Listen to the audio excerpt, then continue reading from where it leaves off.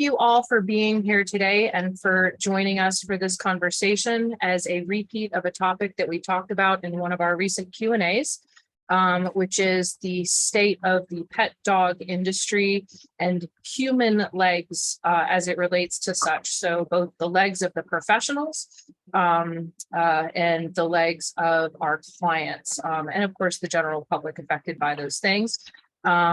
And for anyone who happens to be catching this on YouTube and is not already familiar with the L.E.G.S model, I invite you to Google it, check it out, go to familydogmediation.com to learn more about it. But this particular group of professionals are representative of not just dog trainers and behavior consultants.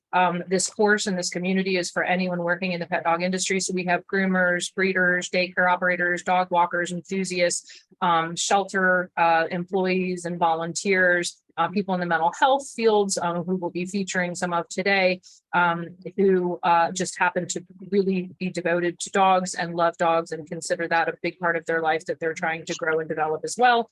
So one of the things that I'd like to say kind of about this community is that I have found it to be an unprecedented group of people where I feel like I can be myself and engage with others in the exchange of ideas in an open dialogue that is non-judgmental and very respectful. And it has been something that I've been missing my entire career. And it has meant so much to me to have this space to share with so many of our other members and to be learning from them as we're all just learning together and rolling up our sleeves to do really important work and trying to evolve the conversation in the pet dog industry.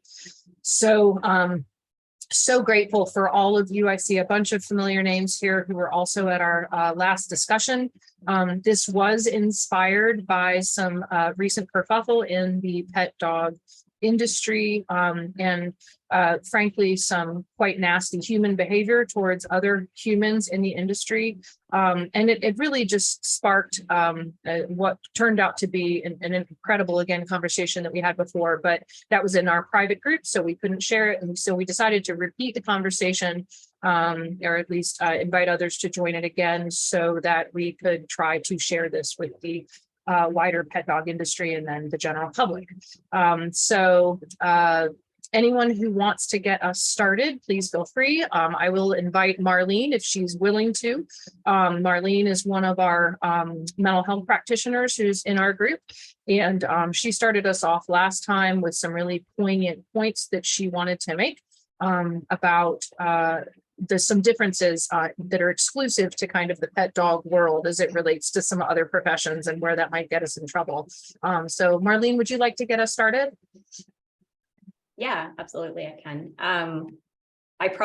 I'll give a context for who I am and how I came to be in this group, because I sometimes forget to do that. And then it maybe makes it harder for people to follow my train of thought in the way I've pieced things together. So I am I'm a social worker who specializes in family therapy and the treatment of trauma and attachment disruption in childhood. I work in a child abuse clinic as well as private practice, and I'm also the co-chair of the Organizational Health and Wellness Committee at the Child Advocacy Center I work within. So I do spend a lot of time immersed in concepts related to organizational health and occupational wellness, just as part of my role. I'm also the guardian to a behaviorally and emotionally challenging dog, and that's how I found my way to the Family Dog Mediation group, just in an effort to support my own dog towards behavioral health. I'm a shelter volunteer. I'm now a family dog mediator. And is there anything else that's relevant? I think that's kind of the whole package. So I have kind of this weird overlay of involvement kind of in the peripheral of the dog industry, but also my primary profession being mental health. I've had lots of conversations with folks that are joining us today, as well as with you, Kim, and other leaders within the field around some of the observations that I have coming from a more organized and regulated profession over to interaction with the dog industry. So I'll share a couple of those. I think last time when we talked about this, they maybe gave a structure for some talking points that those of you with boots on the ground can pick up and flesh out, because I think you guys have the firsthand experience with some of these things. So one of the observations that has stood out for me is just the lack of formalized support, or maybe even recognition of the impact of things like fatigue, compassion fatigue, burnout, vicarious trauma within the industry and within the direct work that you guys are doing. One of the other differences that I experience when I'm interacting personally as a client of dog trainers, but also when I'm kind of interacting with people conversationally that work in the industry, is this unique expectation that you guys are available to people on the 24/7, like that you're on demand available. And so I think, different from other professions, you're on the receiving end of Facebook messages and texts, and this kind of urgency around immediate response that doesn't have the same kind of work hours or guardrails that other professions have built in. I think in the last few years, especially with COVID, I've seen this like increased pressure for trainers to be developing and generating really unique and capturing online content for free that, you know, as a client, I've definitely benefited from the amount of free online content of high quality that everyone's generating, but it adds this extra layer of pressure to remain relevant and keep generating fresh ideas. There's like a certain, I think, amount of competition that must be felt in that space for you guys. The other thing that stands out for me, because I brought this to the table in my interactions as a client, is that you guys are dealing with so much human mental health, like human stress, human strain within your cases. Like you're dealing with adults and caregivers who are experiencing profound grief, profound disappointment, so much frustration. And there's not a lot built into the training within the dog professions for how do you deal with all that mental health content that's kind of coming at you in client interactions. The other thing that's kind of stood out for me, which is really, I think, different from my field, is I sometimes feel like there's a real lack of safety within the dog training industry for people to evolve and grow. So for people to kind of start out in their career with access to a certain knowledge, certain practices, certain techniques, and then to be able to, as the science evolves, as information evolves, as they grow as a human being and gain experience, some safety to kind of just transparently evolve and grow in that process. And I certainly think, like, if I was the same therapist I was 20 years ago today, shame on me for not learning and evolving and growing and expanding the way that I work. And so I'd love to see a time where that's worn like as a badge of honor within your industry, that people are flexible and changing and growing and evolving over time. The other thing that kind of stands out is this, there seems to kind of be a lack of understanding about how each of us comes with our own unique blind spots to things based on our own learning history, our own personal history, our own temperament, all of those things that we can, as a therapist, when I'm coming into interactions with clients, I haven't necessarily lived the exact same life as them. I haven't had the same experiences that they've had. So I have to kind of constantly check myself in regards to my own kind of bias and worldview, and how that's been influenced by the experiences I've had in my life, and how I might have blind spots to really understanding and getting inside of their perspective. And I sometimes see that with conversations within the field, that there's sometimes, it sounds sometimes like folks are acting out of this place of very positional places that maybe reflect kind of blind spots or a lack of consideration to multiple worldviews. Just trying to see if there's anything else. I just made a little list of other things we talked about the last time we went through some of the information, but I think that's kind of, I think the other thing, Sarah, I'll just add this before wrapping up, and I'll let you guys kind of hold forth. The other thing that kind of stands out is the vicious nature that is kind of existing within the online culture for you guys. And I think I said, Kim, to you, like, in human mental health, if every time I opened up Facebook or opened up Instagram to kind of check messages or interact, I was attacked by people with different philosophical views who were coming at me saying, like, how dare you practice from, a cognitive behavioral perspective? How dare you practice from a dialectic behavior perspective? That's, this is outdated, or this is wrong, and you have to be in this camp. And it would be like unimaginable to me that would be my experience every time I, as a professional, kind of opened my computer, but I feel like you guys are bombarded so much with unsolicited negative feedback. I think it's created a real lack of safety for people putting ideas out there because there's so much worry that things are going to be taken out of context or criticized. And I feel like that's a space where people stop growing when there's no safety to kind of express and discuss new or fresh or different ideas. So I'll leave that with you guys as the people in it to maybe talk a little bit about how that resonates for you guys. Awesome. Thank you for getting us started on all of those points. And I remember a bunch of them from our conversation last time as being really helpful facilitators for the conversation. So I'm sure they will get us going again.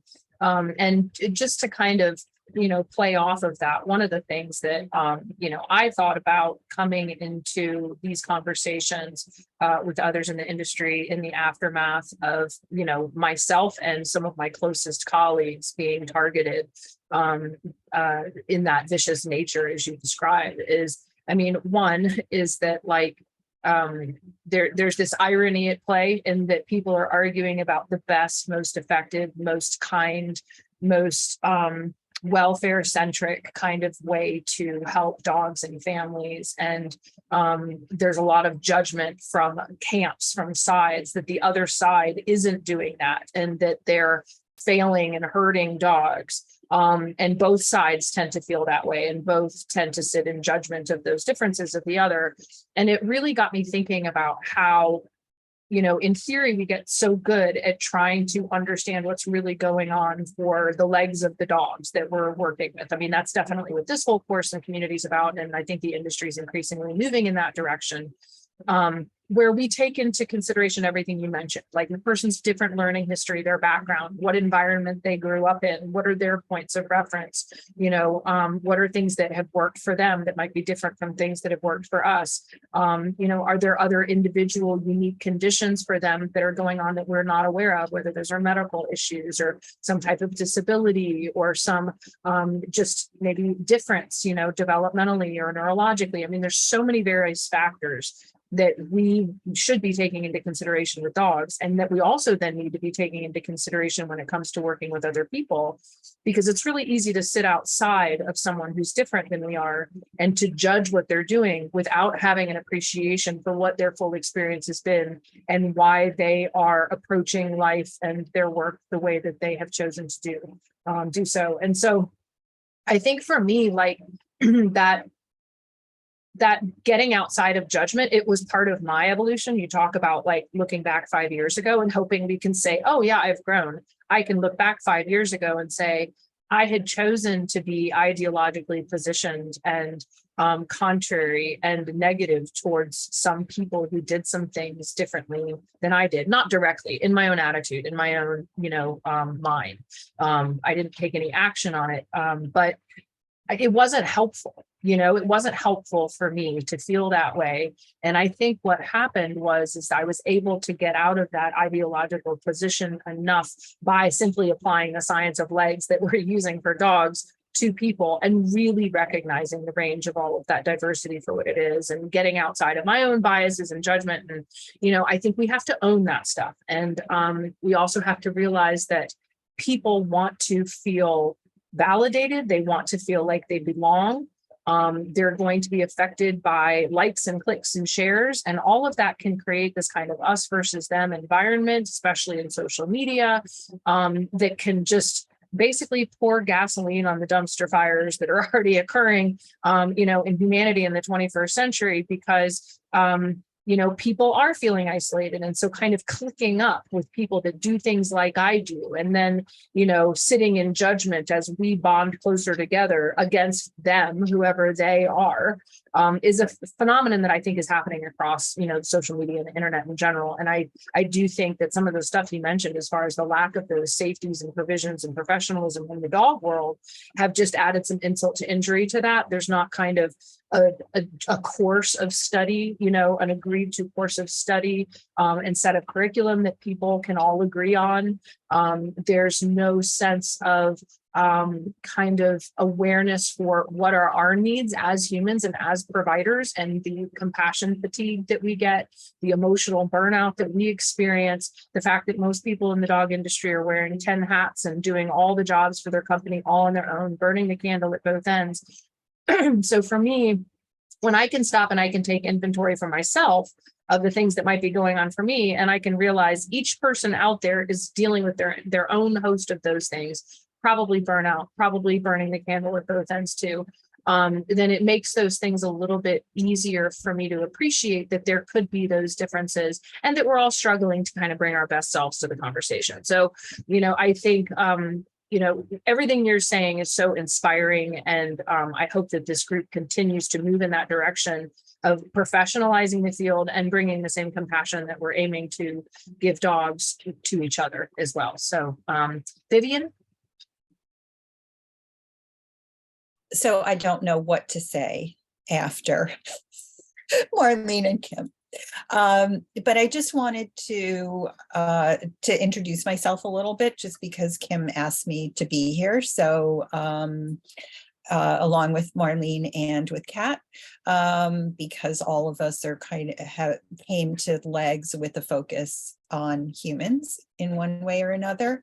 And I didn't come through through formal education, but as my whole work life was around being an administrative person in an office at various levels as time went on.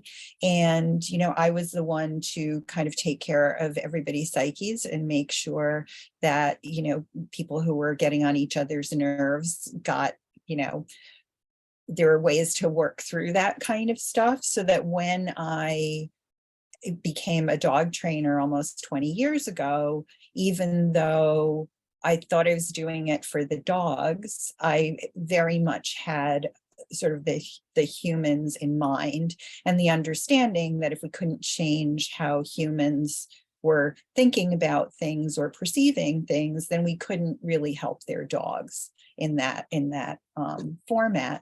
And I certainly, over the course of my dog training career, have been judgmental and angry. And interestingly, part of that was sort of part of my training,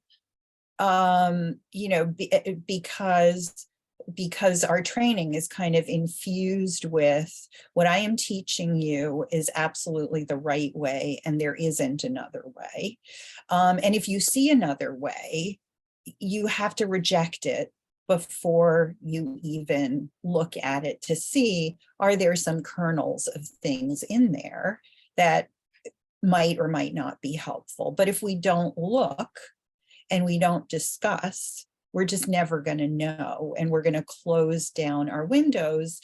And we should, if we're going to reject things, and there are plenty of things that I've seen that I totally reject, right? But if we just reject things out of hand because there's a label attached to them without understanding the content, I just think we lose opportunities.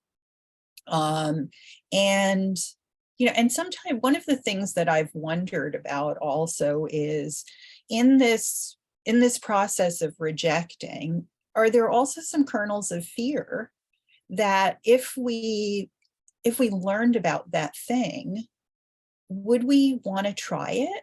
Would it be a slippery slope? And I've certainly, I've had those thoughts myself. You get really irritated and you're like, I want a quick fix to this. And usually it's about my own dogs. It's not about my clients' dogs. So, we're kind of all human, and we're bringing our humanness to this. And we see that part of humanity is pretty ugly right now. And, and I think social media is feeding that. And, and social media is also a label, honestly, for so much complexity of what's going on in politics and in the dog world and all that. But,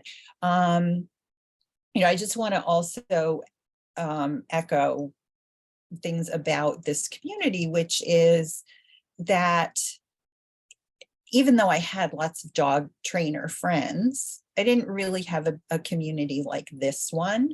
And I was lucky to have those things because I think a lot of people don't even have that. Right. But, the community that Kim's built here is kind of phenomenal. And after, 17 or 18 years of being a dog trainer, like, I feel like I've come home. And this is a place where I can talk to incredibly intelligent and knowledgeable people. And to have someone like Marlene in our group, right, who's, she knows a ton about dogs, but the stuff that she knows about humans is like so critical to us. So I'm going to stop because I'll probably start tearing or things like that, and I'll let other people make comments. Thank you, Vivian.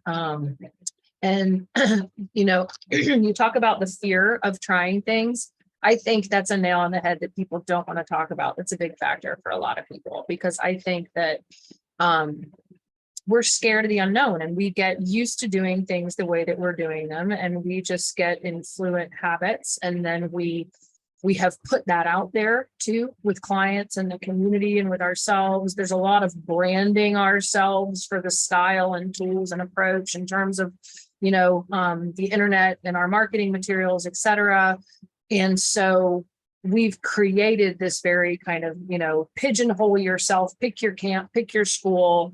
And then, the irony of that is you're supposed to get a community out of it of people that are like-minded, and yet the infighting in your like-minded community is just as vicious as things from the other side often, and the hair splitting and the criticisms of you're not doing it in the exact same way that I am doing it, and blah, blah, blah. And I think that it's scary to think, what if I've been doing things wrong? What if I could have done something better for that client and their family? Have I failed them? Am I a failure? Like, we're humans. Like, we're all going to have those feelings and that sense of imposter syndrome. Anyone who says they never do is lying. Like, everybody has those feelings. And so it makes it that much more hurtful when members of our own community, theoretically, are so viciously attacking us, especially if they don't even know us. And they're just kind of going on gossip and whatever, and, extrapolating ideas and making assumptions, and judging each other for that. And based on that, I appreciate this community as much as you just said. I never imagined in a million years that when I put this course out, that we would get this out of it. To be frank, I was kind of dreading the whole idea of running a Facebook group because of what I've seen happen on social media and in other email groups and platforms and discussion chat, groups and what have you. I was kind of terrified. I was thinking, I don't want to babysit this. I don't want to have to deal with all this ugly human behavior, but we put some nice boundaries in place at the beginning about things like we do not discuss tools and methodologies and training philosophies here. We talk about literally everything else under the sun so that we can maintain this safe space, because at least right now, our industry doesn't seem capable of having those conversations. And we check our egos at the door. And I think having those hard and fast rules, as hard as it is to follow those rules, has brought out the best in all of our membership when they come here to engage with each other. So I'm so grateful. I also feel like I've come home. I never had a bunch of colleagues that I could talk to about stuff. Would have a couple here and there, but I think a lot of us have felt pretty lonely, in our work, and not felt like we've had others to really connect with, where we feel like we can be vulnerable and honest and ask questions, and instead of playing like the I know more than you do, especially trainer kind of prone game. So thank you for everything that you said there. I really appreciate it. And I appreciate both y'all. Okay, Jody and then Sherry. Okay, now I'm all getting me all teary again here. Yeah, I really wanted to be a part of this conversation again. I'll quickly just review that I was a nurse for 24 years. I worked in a large variety of areas, including lots of geriatrics and then more into acute care. I for sure would have had thousands of patients and worked with all different cultures, and it was holistic care. And then when I came into worked with dog rescue, retired from nursing, and then came into dog rescue and got involved in dogs. I mean, I'd always had a connection since I was very young, I believe, with dogs and with animals. So I took this, I was working in and assisting and took a program, and I, became a dog trainer, instructor, instructor trainer, I think it says, and started to getting out there. And then I saw, and I got quickly labeled, as I mentioned before, a positive trainer. And I thought, well, that sounds great. I had fallen in love with rally obedience, which is a positive obedience training. I don't know what you want to say, philosophy. And it was great. And I was really shocked at how people could suddenly find bad things about that, like that positive is bad, and how quickly it was labeled. And it's really shocking. But I also am doing my very best to stay positive in all of this. This group has been amazing. But I wanted to say how much things change, and with groups like this and people coming out with this kind of belief in the welfare of the animal, with nursing and healthcare. And this is something I didn't mention before, but I witnessed, there was two big things that I remember throughout my training. One was that in my training, so that would have been in like 1990 or something, we were taught that whatever a patient recovers from a stroke in 24 hours, that's it. And I mean, we know so much more now, right? We know about all sorts of about nerve regeneration. That's just one example that always jumped out. And another one was the physical restraints on human beings that I remember. I'm pretty sure I figured out the year, I think it was 96 or 97, when they took off. They were suddenly not allowed to use physical restraints in the nursing homes, and they put regulations into things. And one lady that had been for years in a particular type of restraint didn't move when they took it off her. And I'm realizing how much that makes me think of dogs. But it shows you how much things are changing, and that we can make a difference with this. And what I wanted to mention too, that coming from a nursing profession, and then I mentioned about the interdisciplinary team and how, that's one of my dogs, how, we had so many people helping in so many areas with all these patients. And now with dogs, like we're doing everything besides the business stuff. We're trying to do everything. I mean, I remember the first time I heard of cooperative care. Then I was like, well, of course, because it's, that was just my thinking right away. Well, of course we want them to cooperate. It's been a wonderful journey learning about all the things that there are for dogs. But when I was a nurse and walked in the room, right, it was a different recognition, and right away recognize and respect. Whereas for dog trainers, it's really a different challenge. I don't, it's changing. Like I mentioned, I always felt like I was a mediator. And when I found this group, I was just floored because, when I met Kim Brophy, it was, we need to consider everything so much more about the dog and the person and the family.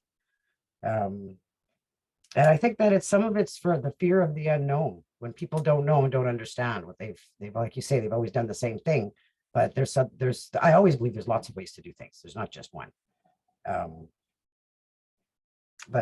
putting myself out there has been very difficult, being accepted and feeling, because getting labeled and getting quickly, I just am worried about the welfare of the animal, and that's why we're here, and families and everybody working together and all getting our legs and understanding how to live in harmony. There we go. I'm gonna stop babbling. It's been a journey, and I'm so glad to be here.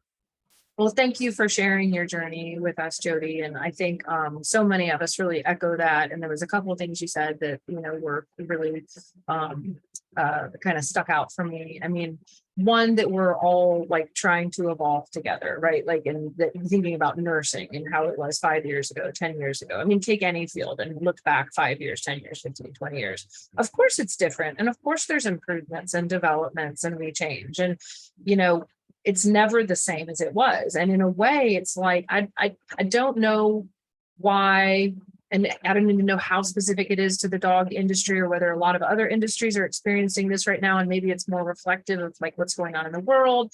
But it just seems like you know, people in the dog world have had this idea that while you are supposed to, as Marlene said, get all the education and watch all the things and read all the things and do all the things and take all the courses, which makes you crazy and overwhelmed. At the same time, there's this sense of these fixed positions that you pick one of, and then you adhere yourself to it, which is kind of the opposite of all that learning and growing and the, you know, development that everyone says they're so into and their continuing education. But at the same time, we don't create space for it, and we don't support each other's process in that learning. And I actually think the polarized reality that's going on in American politics and really world politics these days, you know, is really reminiscent of the dog world, in that you have these sides, and then there's all this kind of loyalty to party lines, if you will, that keeps people from talking to each other, because we're supposed to not like anything they're saying and doing because we're in this camp over here. And, you know, I'm really struck on a, you know, national and planetary level, and then in an industry level, about how impossible it is for us to actually evolve together if we're in these two camps and we're just buckled down to our positions, like, because we're not actually communicating, having dialogue, you know, sharing of ideas and learning from experiences that might be really different from our own. So I find that really sad. But then again, I find this an interesting kind of contradiction right now, that there's this type of stuff happening in the industry, which is the opposite of that, you know, where we are all coming together and having those conversations, and we're centering our conversations around the welfare of the dogs and the welfare of the families. And I just have to take a brief moment to say out to the world, like, there's a real canary in the coal mine issue going on with dogs these days. And we know dogs are struggling behaviorally. Severe behavior problems are through the roof. Demand for dog behavior and training help is through the roof. And this affects also all corners of the pet dog industry, because whether you're a vet, a groomer, walker, boarder, sitter, daycare operator, you're in the position of having to manage and interact with these dogs who have all of these behavior issues and dysfunctions. And we know that mental health problems in humans, particularly young humans, are absolutely through the roof. There's a lot that's going on in our modern world that has gone yet unexamined from the kind of evolutionary ecological perspective and the interdisciplinary sciences that are really pulling together the insights from all these different fields to understand more clearly what is actually happening for our species in the 21st century. And then B, as a result of that, what are actual more meaningful interventions than even training alone? And so in part of, you know, my opinion has been for some time, for anyone who's seen the Beyond the Operant series knows this, is that we're kind of having the wrong conversation in the pet dog industry by focusing so much on dog training anyway, because we're just like, let's mess around with the icing and then suddenly it'll be a great cake. And we're like, well, but the cake is crumbling. Like, we forgot the baking powder and we don't have enough flour, and it's, you know, I didn't have enough sugar, so it's too salty, or, you know, so like, never mind the fact that the icing could be really gorgeous. If the cake's falling apart, what does it matter? And I see a lot of people focusing on putting beautiful icing on dogs, and they show it off on social media and the internet and the websites and competitions and all this stuff. And you're like, right, but how's the dog's welfare? Are they a sane, healthy, balanced animal?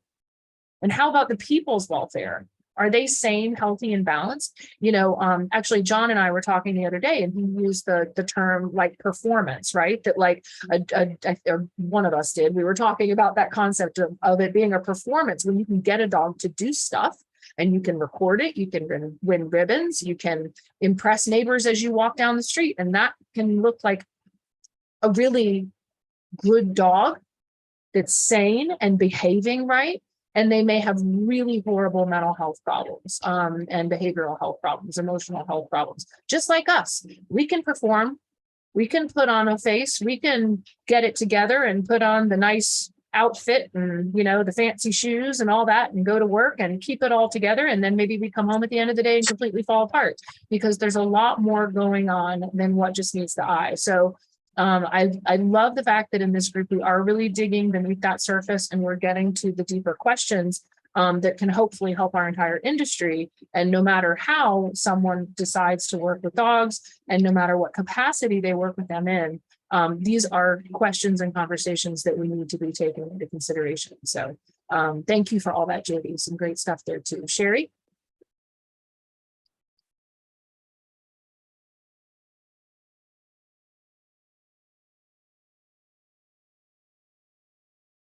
Sherry, I think you're muted, darling.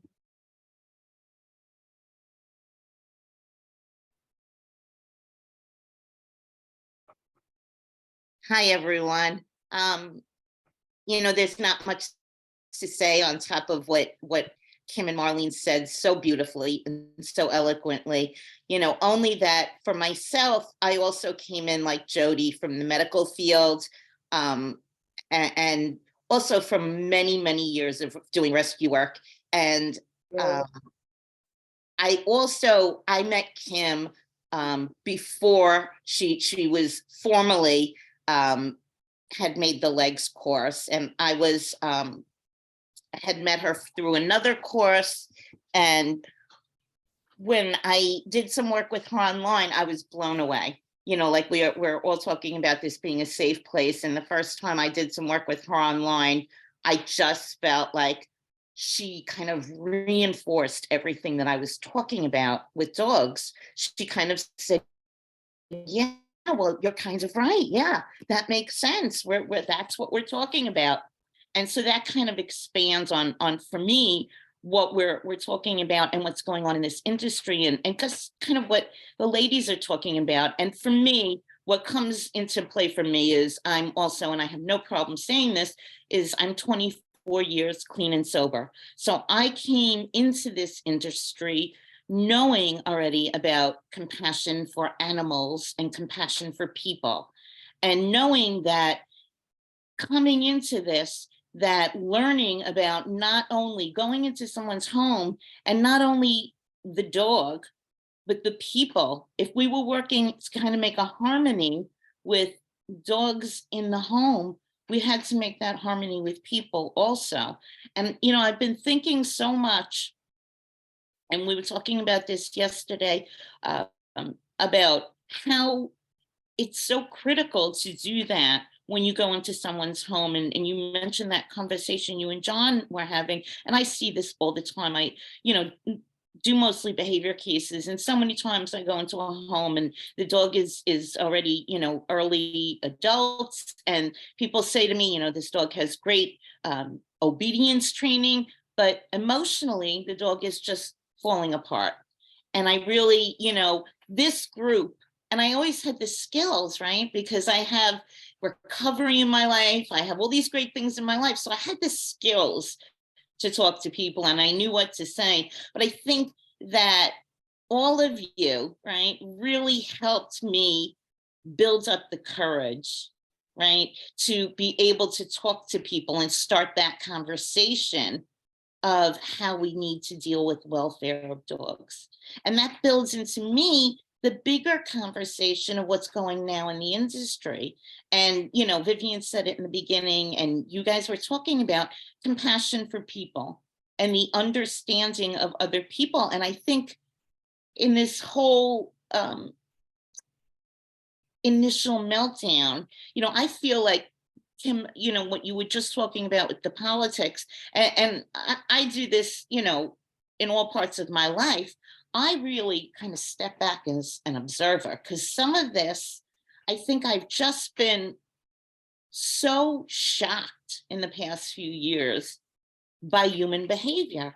I really think we've gotten to such extremes. We've always seen kind of, everybody's opinions, but I think in the past few years, recently, people have really just gotten very extreme. And I've even seen it, with our industries, with the rescues, that people are starting to mix politics with dog training, with dog rescue. And I just, for me personally, I don't know how does that happen, right? For me personally, I just look at these things and I go, well, we're not talking about the welfare of the dogs anymore, right? And that's where we really have to get back. We have to get back to talking about the welfare of the dogs. And I think we've all said it at some point. We all love dogs. That's why we all got into this at some point. And I think that's what we have to start looking at it again, to go back to like almost like a basic starting point and get back there. Because I think, you know, I'm one of those people, and Kim knows this. I'm one of those people that like, I'm very sensitive. I'm probably oversensitive, and I'm terrified to put out my own content. I am really, you know, nobody has ever attacked me online, but I don't want to, like, I don't know if I have the emotional bandwidth. You know, I'm not that tough of a person. I'm a little bit of a mush, and I just don't like what I've seen going on lately. Is like, I'm like, you know, I look at people and I'm like, oh my God, my heart breaks for you. So, you know, we're in a tough environment. You know, legs are out there for our colleagues right now, and you know, I'm feeling it for everybody. Thank you, guys. Thank you, Sherry. There was a number of things that I wanted to respond to that you said there too.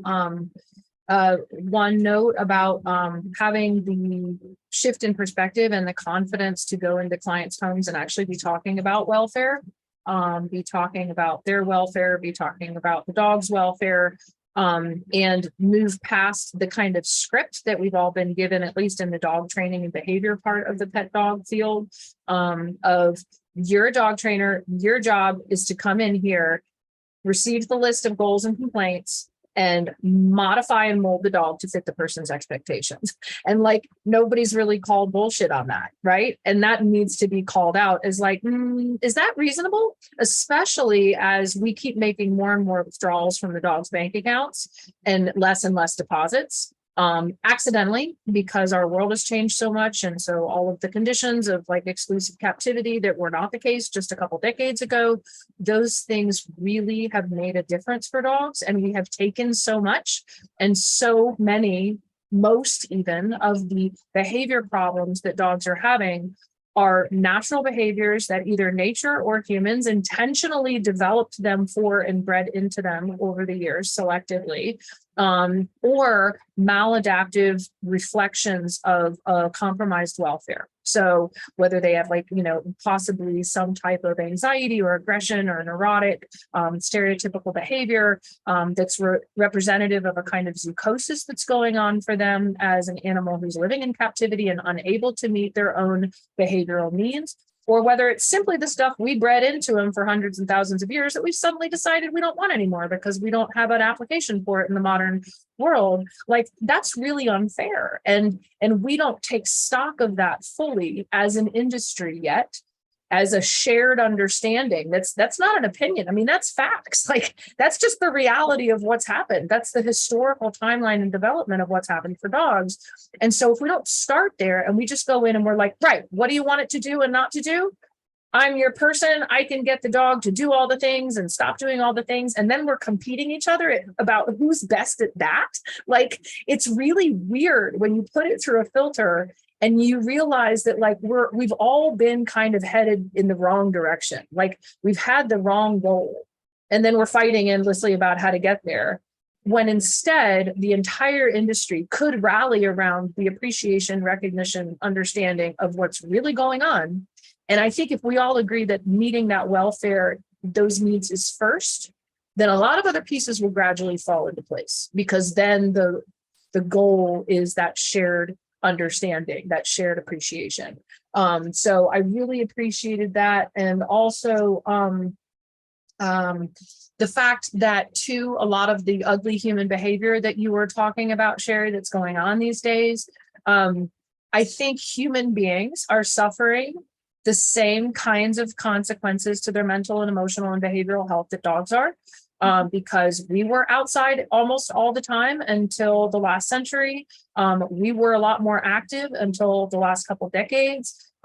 We were much more connected interpersonally with others, in relationships and communities. And so our own behavioral health as, yes, an animal species, that's also experiencing a kind of fish out of water phenomenon while we're overstimulated and trying to keep up with all of these various, demands and screens and programs and chats and, correspondence and whatever. We're having a hard time too. And so I think there's actually a lot of redirected aggression in the human population where people are, like, I'm mad, I'm upset, I'm stressed out, I'm not okay. And they don't know why, because culture isn't talking about it, because there's way too much money to be made for things continuing in the direction we're going. And so they don't know, like, what's wrong with me? Why do I feel this way? And reflexively, we just like dogs do, right? In redirected aggression, they're looking for something in the external conditions that's causal for that, or that they can change externally in order to then rectify how they're feeling, But I just think people are so divorced from that kind of evolutionary and historical event that's occurred for us as a species, that they're not really seeing that either. And so it makes it really easy for us to sit around and target each other. It's funny you call yourself a mush, Sherry. I'm a massive mush, and I never wanted to put myself in this position. I never wanted to put myself out with the book, the course, the TED Talk, any of it. I felt obligated after a while to do it because I felt like the conversation needed to be started, and that the least I could do was start it. And then hopefully people would continue it with me. And mostly I've been just so pleasantly surprised, like I've been saying, because all of you guys have been absolutely phenomenal. And this community is just growing so quickly. We have just now hit over 3,000 members in under 2 years, which is incredible, in now almost 25 countries around the world. And here, things are rocking and rolling, and amazing developments and projects are underway. And that's in stark contrast to the stuff that is going on in the industry, which I will admit, I know that it's leveled me and the people that I've known who have been on the other end of it at various points.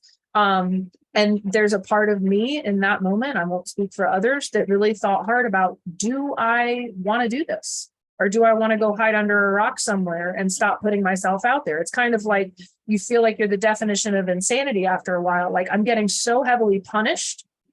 Why would I keep doing this? And people really going for the jugular and going below the belt and, all of that. And for anyone who's been on the other end of that, regardless of where it came from, I'm sorry that you've had that experience. And you don't deserve it. Nobody deserves it. We're all humans, and we all deserve to be treated with basic regard and respect and compassion. And I think if we're not giving that to others and we're turning them into monsters without actually knowing who they are, we need to look in the mirror and figure out, if we're really as on point as we think we are in the comments that we're making. So, Sherry, thank you again so much. Wonderful observations. And Andrew's up next, and I know he had thought about jumping ship from this industry, so that's probably a great segue. Thank you, Kim. And yes, it's definitely true. After 15 years in this industry, I was thinking about hanging it up completely because I felt like the conversations that we were having were not productive. And a big part of that is because I think marketing of the industry is geared towards pitting us against our dogs and labeling their normal behavior that is part of their welfare and well-being as problematic and unwanted, and that's what we're designed to fix. So it's kind of a conflict of interest. I had to take some steps back and thank God for this community. Also for the Lima Beings community, because that also opened me up to a lot of things, especially like guiding people to principle and let's talk about meeting not only our dogs' needs, but our needs. And I think that what you were talking about is about the canary in the coal mine is we've been doing the same things to ourselves, is neglecting our needs, our rest, our personal security and safety for productivity, right? And that's basically what we're doing for dogs, is we're just looking at the productivity. How can we get them to be doing the things? How can we get to this space? How do we create what we want, right? And we're neglecting all the foundational work and just concentrating on the cognitive piece of our mental health and the cognitive training piece of their health without digging into their hierarchy of needs, their physiological needs, their biological needs, their social needs, all come before that high end stuff that we talk about all the time. And I really have been honing my business into how do we create better welfare for us and our animals so that we can improve it to well-being for us and our animals, right? And how do we really take that foundational piece and get to understand where we're coming from? First, seek to understand and then to be understood. And that's one of the things that I love about this L.E.G.S model, is that a lot of it is deep diving into those foundational pieces of what's the dog's environment like? What is their social construct like? You know, what is their day-to-day? What has this dog been experiencing over time? We cannot just come in and try to change all those things, right? And no matter what methods you are using, if you're coming in and turning people's lives upside down and telling them they're wrong and being super judgmental, even if it's coming from a place of trying to make things better for them, you know, it's coercive and it's not Lima, and it's going against the principles that we hold dear. So, you know, we talk about guiding to principle, and I think we need to take into consideration every time we talk to another person about anything is, what don't I know here? And by getting to know more and more, how much more effective can I be in this conversation? How can I be supportive?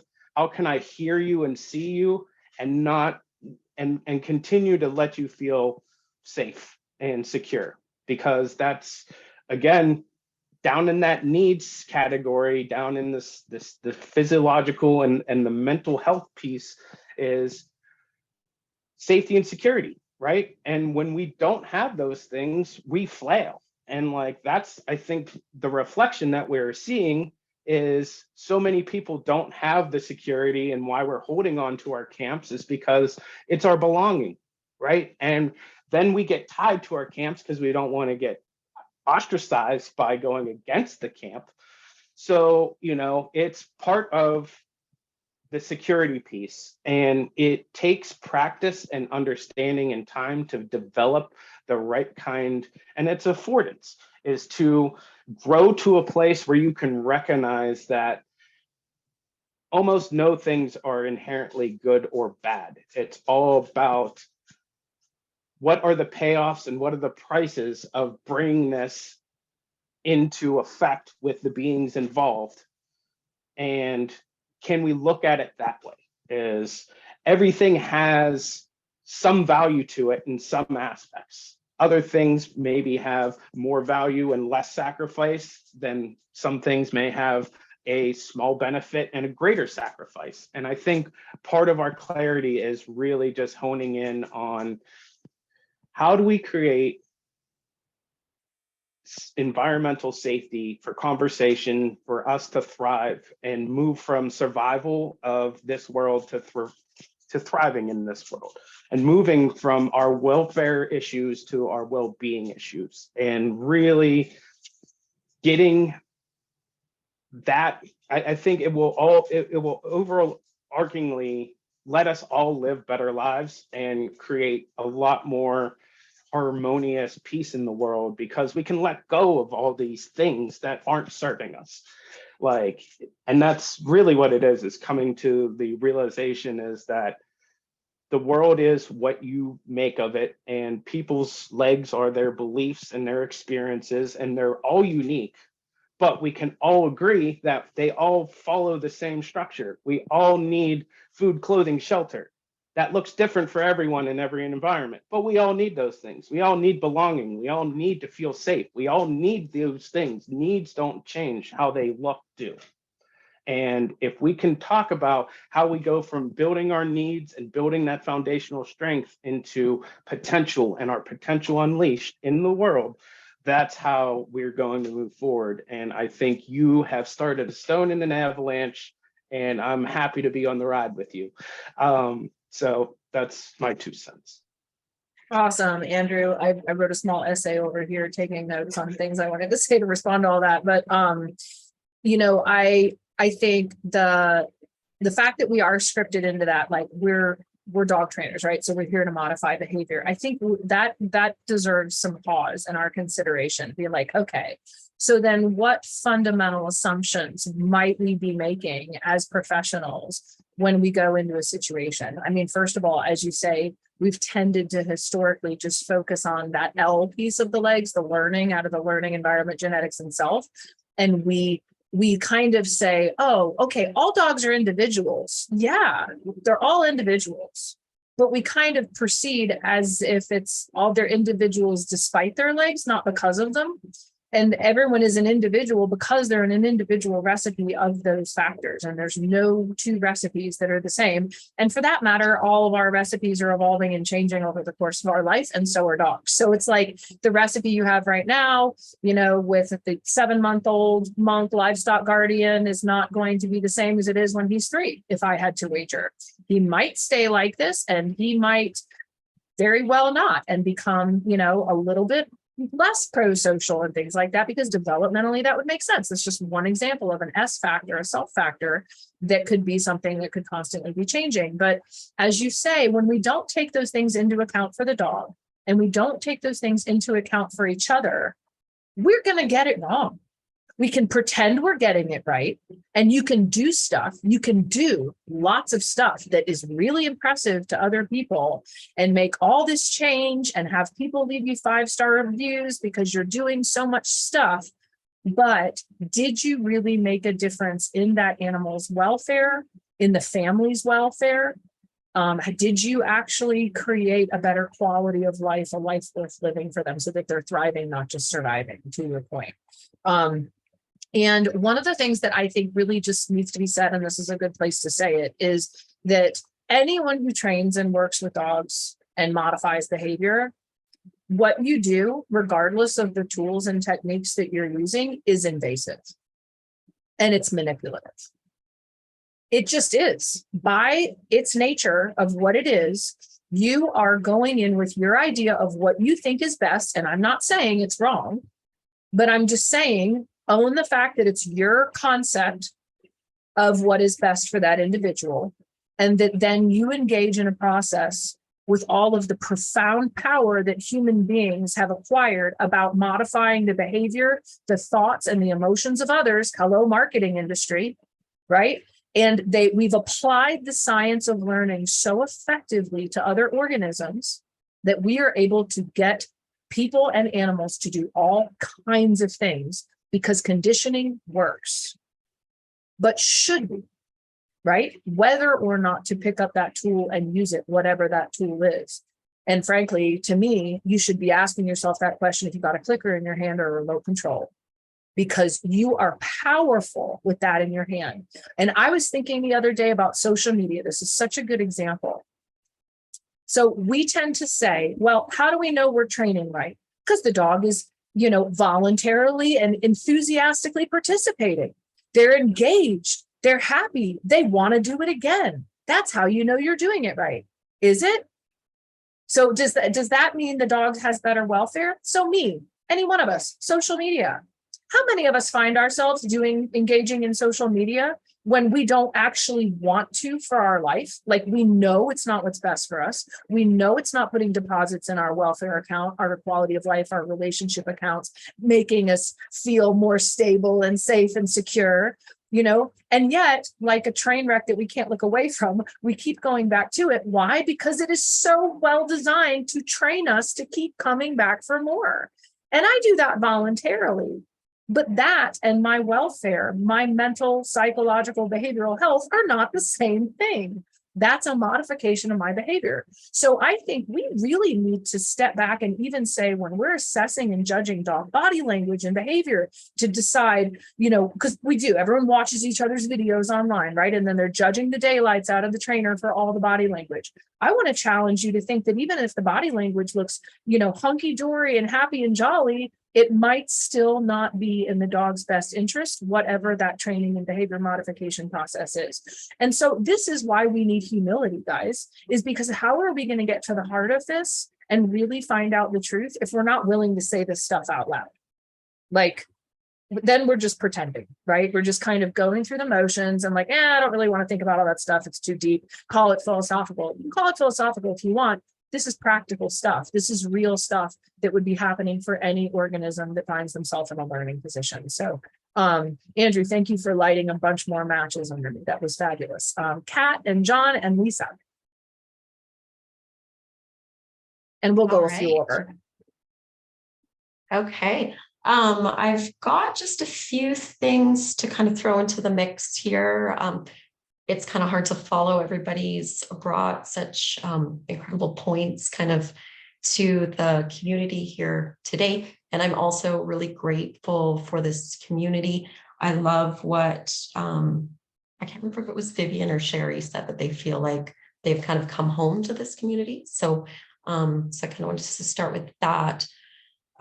Just a couple notes here. So I've made a note here that, and I think this echoes a lot of what we've already kind of said today, which is that our internal capacity as a community to grow, evolve, and adapt needs to exceed the complexity of the environment in which we operate. So as so many of you have said, we are in sort of unprecedented times in our world, but also in our community. And so I think that for us to just continue these conversations and continuing to increase our own internal capacity to grow, evolve, adapt, and learn basically as a community is something that's really important to kind of the bigger picture of the future of our industry. And then also this trickles into the work that we do with dogs and guardians. So with that in mind, so how do we kind of increase our growth and our ability to learn, evolve, and adapt?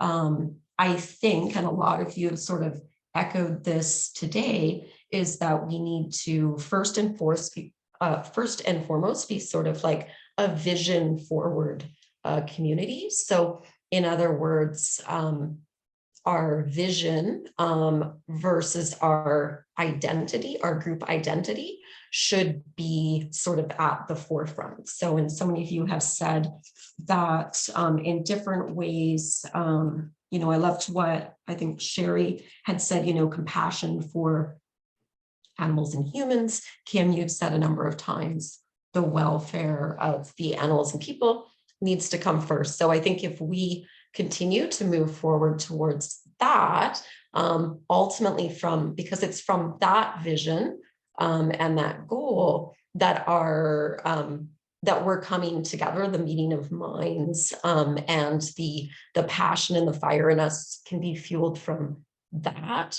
And within that, as Andrew just talked about, we can move from efficiency to more effectiveness in terms of what we're communicating. So are we just basically communicating like data or basic information between us, or are we moving more to understanding, knowledge, wisdom? So growing in our ability to communicate with one another. Out of that flows sort of our identity. So who are we? And so I think that we've gone about this in the opposite direction. So the identity needs to flow out of the community, which is stemming from our shared vision and goal, versus the community flowing out of the identity. And the identity will be constantly growing, evolving, and adapting as well. But that's where sort of the more we could get more into like the house. So so like our principles, like how are we actually going to approach this? But our identity, so who we are, also includes like our core values as a community.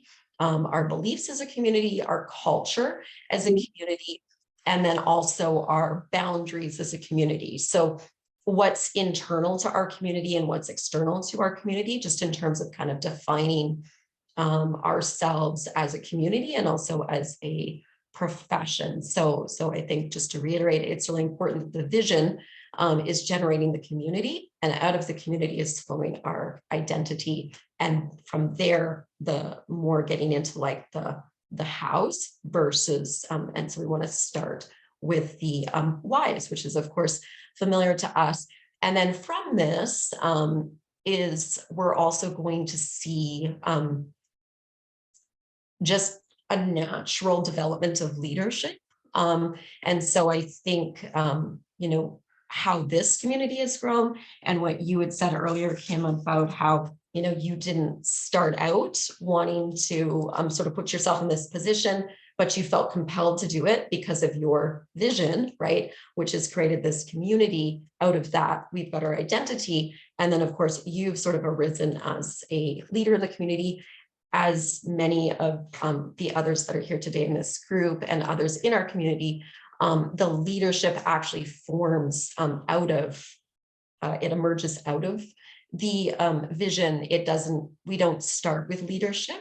And this leadership creates the inner capacity for us to create our own future and to work towards that vision. And this entails kind of a number of things, which many of you have actually kind of spoken to. So I've just made a couple notes here from what everybody said. Is Marlene had sort of said that we need to have a safe place to bring our ideas, such as this forum here. And so that is something that leadership needs to kind of preserve. And again, I'm referring to leadership as an emergent property versus being someone's saying, you know, I'm the leader, this is what you're going to do. So it's a very different kind of idea. And then Vivian and a couple of others had talked about just the fear, our fears and our insecurities as being sort of barriers in our community. And I think that the leadership that flows out of this common vision in the community and our identity then is going to start to remove the barriers. And I think that's what we're doing here today is we've got a safe place where we can bring our ideas forward, and we can also therefore remove some of the barriers of fear, because we need new ideas and innovation and experimentation in order for us to be able to grow, adapt, and learn, and to for our internal complexity to meet the challenges of the environment in which we're operating in. And then out of this, we're also going to see a lot of like the sort of the basic infrastructure and like the learning and educational initiatives, and all of the sort of again, these are like the hows and the resources of what we need to achieve things will all sort of flow naturally out of this. So that sort of in a nutshell is kind of what my thoughts have been, just as I've been kind of piecing together all of the pieces that people have kind of brought to the table today. And so we need to really keep our vision first. And then I think if we keep having these kind of conversations, everything else is going to happen naturally. And I think that we will actually really flourish, and that our clients and their dogs and our community is ultimately going to be in a place where we're going to be meeting needs and really living out what honors, exemplifies, and upholds like the human animal bond to kind of the greatest potential. So that's all I've got today.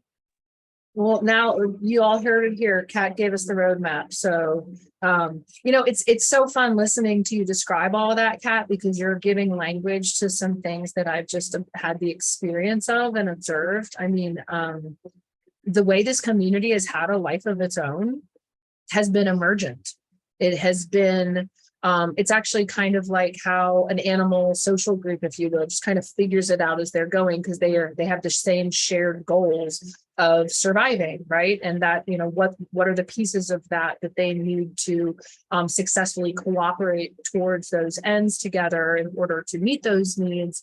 And it's not like, okay, day one, everyone sits around, takes a vote, who's the leader, right? And I'm not comfortable in like that kind of traditional model you were describing, where you don't have that shared vision first and you're like identifying leadership and getting this kind of like hyper contrived structural organization around it.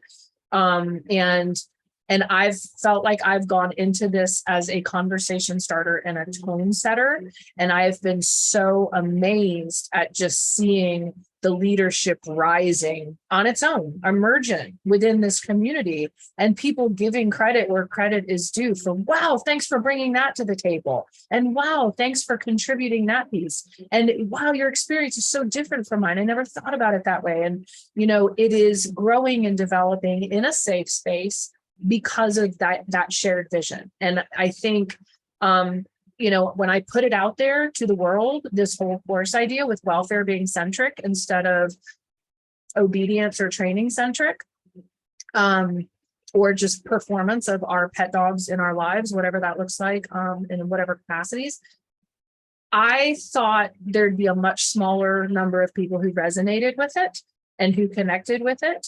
But that was what mattered to me, and I felt obligated to kind of put out there as the tone. And so what's been so fun and exciting to watch is how many people already were sharing that vision. That was their primary goal. That was their primary concern. And everything they had been doing in their life was working towards those ends, but they hadn't had all the pieces of the puzzle. So they were going around asking for advice, reading things, watching things, learning things, trying to make life better for dogs and families. But this industry has been, the pet dog industry in general, so defined by how before why instead of why before how.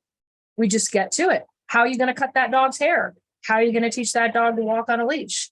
How are you going to get that dog socialized? Like everything starts with the question of how, not what's going on, why, what matters, what is that real fundamental goal that all that how is it's supposedly supposed to be aiming towards. And so I love how you just gave language to what I have kind of judged in my own mind as, well, Kim, you're not very organized and didn't really put a lot of structure into this whole thing and didn't think it out very well. So that means it does sometimes take me a week to return an email because we're having a hard time keeping up with all the enthusiasm, but it's a great problem to have because it means that this message continues to meaningfully spread and that we get to have these kinds of conversations where we really are moving the ball down the field, so thank you for being such an important part of this community too, and for bringing all of your expertise to the table. I'm going to go to John and then let Lisa close us out. So I'll try to add, I don't know what I can add because there's been such a lot of great points coming forward. But I think we all bring unique backgrounds and our unique legs to this industry, and each one of us, is especially true for each one of us. And kind of going off of what Marlene said, my background before coming in was in the military and then in law enforcement. And then after law enforcement, getting my degree and going into corporate America, where I was just, the entire career prior to this was coaching and managing people and solving problems, showing up, solve the problem, move on. And, helping those individuals as well. And when I came in the industry in 2014, I was done with all that. I just wanted to train dogs. That's it. I don't want to bother anything. I don't want to have employees. I just want to train dogs. And after 5 years of just doing that, it kind of started me moving more into, okay, wait a second, maybe that background can kind of help out. And because looking at the industry, the professional dog training industry doesn't have a dog training problem, We have a professional problem. And I think that's become the key because, and there's a reason for that, because, you know, there was a quote years ago that says, you know, when you're finding your path, you don't follow your bliss, you follow your blisters, right? So, you know, a lot of people come into this industry because of you know, emotion and they bring it into that. And if you don't have that professional framework, we come into these conversations with a lot of emotions and this is what we believe. And they're kind of just now throw that, all that emotion on, this is your livelihood.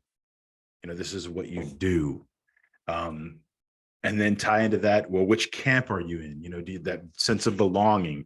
So it really becomes tough. And that's one of the great things about this organization and what we're doing is because we all have different backgrounds and we all bring things to the table. We have discussions and, you know, we look at the legs and it's hard to make one quick decision when you're looking at through a lens of covering, okay, the learning, the environment, the genetics and self. You can't just say, okay, we'll do that. Well, you know, every time you make that decision based on one, well, I got to think about this too. I got to think about that too. And not until you take a step back and take that 30,000-foot view of that dog and that individual, can you now come up with a way to, this is how we're going to do it. So yeah, we can solve problems. We can, you know, I can show up and I can stop that behavior, right? Or I can do this or I can do that. But we always go back to just because we can doesn't mean we should. And that's where those ethics come in, which brings it all the way back to, you know, being a professional. So again, this group we're creating that professional, you know, approach and having those difficult conversations. And if we can take that same ethical approach towards having a conversation with each other when we may not agree on everything the same way, can we duplicate that and just have that grow in the industry? And I think that kind of becomes our way out of some of the issues. We're never going to remove emotion completely. But if we can, you know, go into it with that professional lens, maybe, you know, if we can make it a little better. I don't know. So that's pretty much all I had. But great conversations all around. And it's just awesome to have these resources. It's so great, John. I really appreciate you being here and contributing too. And, you know, you talking about, we follow our blisters. I mean, it's interesting because I was just having a conversation with my husband last night about that concept, as someone that we know is, looks like they're going to be like repeating, making a bad decision that's not serving their own self-interest, because that's their conditioned point of reference from their childhood, right? And so like we do tend to reflexively repeat what's familiar, whether or not it's healthy. And it seems completely and totally irrational that would be the case, but it's because from that evolutionary survival perspective, those early lessons carried a lot of weight and had a lot of bearing on our long-term survival and whether we learned those lessons well. I think the pace of the world that we're living in now and the volume of, you know, things that we're processing and the rate of change and just the, you know, how our environments change so profoundly over the course of our life, it makes that once really helpful asset of that early conditioning seem to be disserving. You know, it doesn't seem to make sense to us because our adult lives often don't resemble our childhood environments in any way, shape, or form, which can be a really good thing, obviously. But I think we don't stop and just own that. I mean, anyone who works with dog behavior is gonna, and I hope, do enough of a history taking on that dog's learning to figure out what is that early precedent or precedents that might have been created for the dog, especially during a critical period of development, that created associations and then set them up for all kinds of behavior problems that they would be having down the road, right? Fear of this, anxiety about that, aggression towards this, whatever, based on these significant experiences during those points of development. And a lot of us have those things that we haven't ourselves worked through effectively enough to not be projecting them onto our current realities without being aware of that. And so in a field that's already just ripe for facilitating, a compassion fatigue and bringing all kinds of feelings to the surface because of what we're facing with our clients, the humans and the dogs, and all of their needs, and then still burning the candle at both ends. Like, we can put ourselves in a position where we're just ripe for that kind of reflexive judgment of others and of bringing whatever our emotional baggage is to the table, or even not even baggage, just judgments because of the differences in our points of reference. And I agree with you that this kind of community and professionalizing these conversations, where we all decide when we enter this space, I'm holding myself to a higher standard than most of us have to in most other environments in the 21st century. I can go onto other Facebook pages and I can be a keyboard warrior if I want to, but I'm not allowed to do that in the L.E.G.S community. So people have to apply a filter in order to enter the group. And it is holding us all to a higher standard. But that's why amazing stuff is happening, is because we're holding ourselves to that higher standard in the interest, thank you, Kat, of that shared vision of the welfare. But I really appreciate what you said. And I think that it's something important that we all remember. We don't choose to bring those subconscious things to the table that we carry from our past. We can't always control whether or not they're going to come up, but we can have a filter before they exit our lips or our fingers if we're typing, so that we can respond rather than react to each other. So thank you. Lisa. Hi. So I was just going to add, I also was a social worker for many years. And one of the things I did, everything from working with adolescents in a psychiatric hospital to working with people in recovery. One of the things that I loved about those jobs, even though I burnt out from them, was there was a team approach. There were people from all different backgrounds, from all different perspectives. We did not agree on everything, but we had rounds twice a week where we went over cases and everybody brought their perspective in. And even if we did not agree with what was being said or done, there was a respect that this person is doing it because the common goal was to help this person out. And in the same vein as what's going on in the dog training industry, to see two people from opposing sides come together and have a really civilized conversation, only to have the backlash that it had, was jolting for me. I'm probably one of the newer people in the field. Although I've been working with dogs for many years, I've only been doing this professionally for maybe 3. I did not expect to see what I saw and feel what I felt. It was jarring, to say the least. And I felt myself processing it over and over again.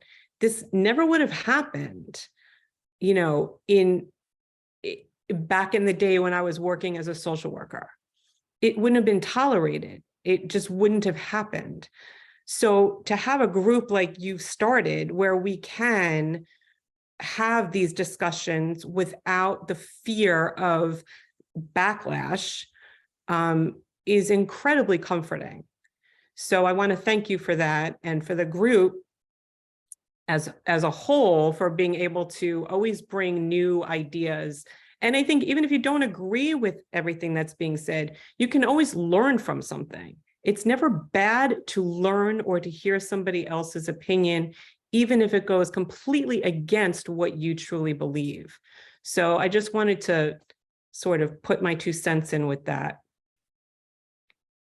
Thank you so much. And that's also just a wonderful way for us to close, because it should be jarring, guys. It should be jarring for all of us. And it's sad that a lot of us are so used to it, but it's like, well, what's the dumpster fire of the day or the month or the year, who's the target today? And what is everyone saying? And, how much vitriol is going back and forth, on social media. And it is unprofessional. It looks bad to the public, but worse, we're just hurting other people. Like, we're just hurting other people when we do that. And I think that it's a shame that we can't already do that in this industry and have those conversations outside of safe bubbles like the L.E.G.S community yet. But I'm really hopeful that we'll be able to. I really would like us to professionalize this industry and hold ourselves to standards that are that high going forward, so that that's possible. Because, you know, we're behaving, again, very politically, as if there is a book of right and a book of wrong, and we've memorized both. And, you know, we are the judge and jury and the police of everyone else's opinions, feelings, and actions. And that's just not reality. There is no book of right and wrong that's that clear.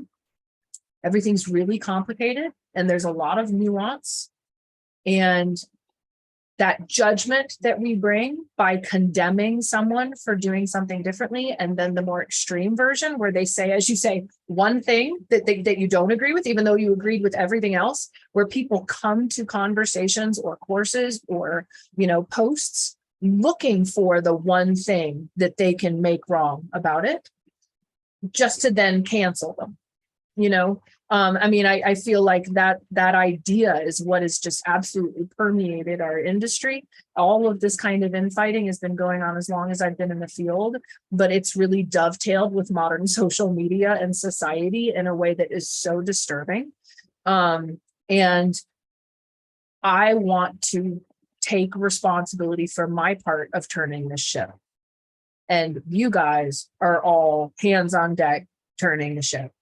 And none of this would be happening if it wasn't for the people in this community. And that's what's so bloody amazing about it, is that it is a truly collaborative effort where we don't come into it with the assumption that we need to agree with absolutely everything that anyone else does or says or feels. There's room for people to bring their own experiences to the table, all in that shared direction of the optimal welfare for dogs and people going forward. This couldn't have been a better conversation, in my opinion. I hope you guys all feel the same. I am excited to share this publicly. I'm proud that this is our little collective, our little L.E.G.S community of students, because I think it sets a bar. And hopefully it will be a new bar that others in our field will continue to strive for, because everyone, regardless of what camp you think you might be in, can benefit from all the things that we've been talking about today. And on that note, there's a week left, only a week, of the biggest sale we've ever had. So come one, come all. If welfare is your common vision, you are welcome. It doesn't matter what your background is. And I will post the link to the course and the coupon code in the post on YouTube and in the Facebook post. But we'll just share the daylights out of this this week and hope it gets a lot of viral traction and that people are talking about it and maybe taking an extra long look in the mirror at the end of the day. Thank you guys. I really sincerely love you all from the bottom of my heart.